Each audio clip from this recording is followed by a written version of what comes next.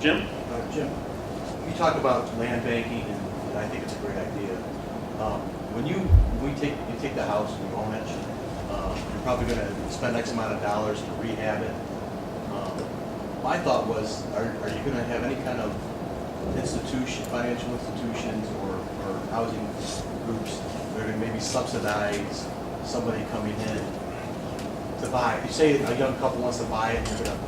There are so many opportunities out there with these land bank properties. I don't even know where to begin. I mean, yeah, you might get a house you pick up for 15 or 20 or for nothing and put 25 into it and make home ownership affordable. I'm not talking about a crazy mortgage that's upside down. I'm talking about a payment of maybe $300 a month, right?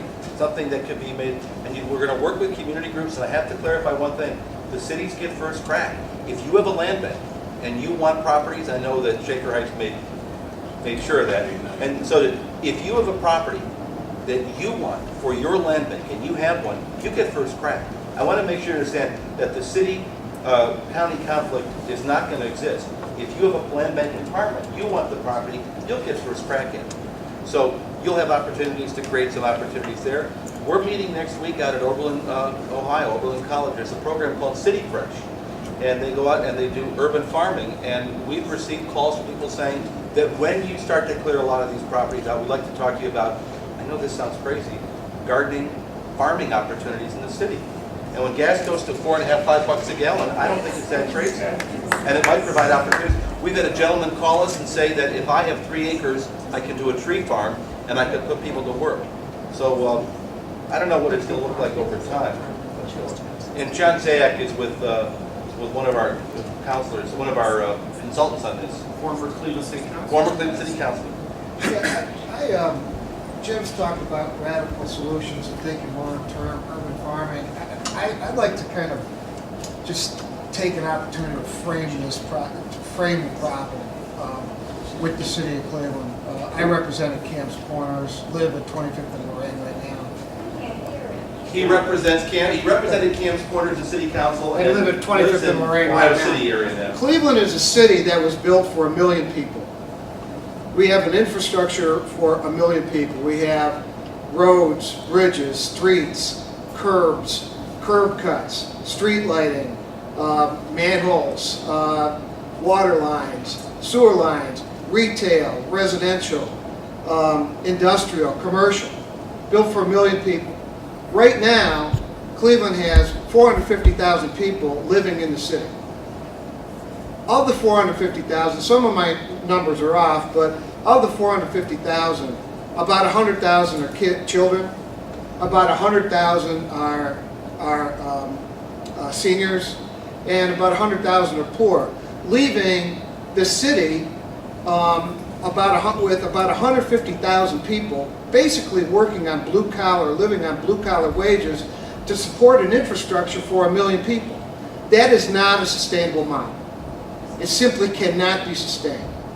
And therefore, this idea of having a county-wide land bank to draw some resources in to begin looking at longer-term solutions for the city of Cleveland, and I know many of the neighboring suburbs too, is something that we just absolutely have got to have, because 150,000 people simply can't sustain a city that was built for 1 million people.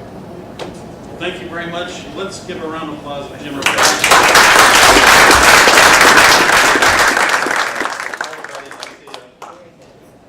Okay, at this time, we'll take If you have any questions, feel free to call. If you have any complaints, call Frank Russo.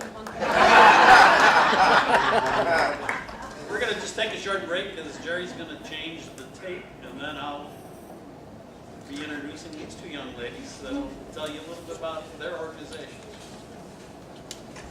Okay, the second part of our program tonight is a couple organization representatives that Jim Rukakis had recommended that we ask to speak. I'm going to introduce them at this time, and then they'll both make their presentations, and then we'll open up to questions. First, we have Samantha Williams with the ESOP organization, ESOP Cleveland. This is an organization empowering and strengthening Ohio's people. So that's where the ESOP comes. Empowering, strengthening Ohio's people. Creates organized leadership around issues that impact neighborhood life. Community members are at the head of all ESOP organizing, as they are in the best position to create and implement change. So we have with us today Samantha Williams. Samantha has received her Bachelor of Arts in Urban Studies, concentrating on planning, from the Maxine Goodman Levin School College of Urban Affairs, Cleveland State University, in December 2000. And she's currently in progress working on her master's degree. And she has been the manager of the staff of 9 for ESOP for the last 2 years. And from the Neighborhood Housing Services of Cleveland, we have Paula Miller. And Paula is the Director of Operations for the last 6 years. The Neighborhood Housing Services of Greater Cleveland is a county-wide organization that promotes homeownership from purchase to preservation.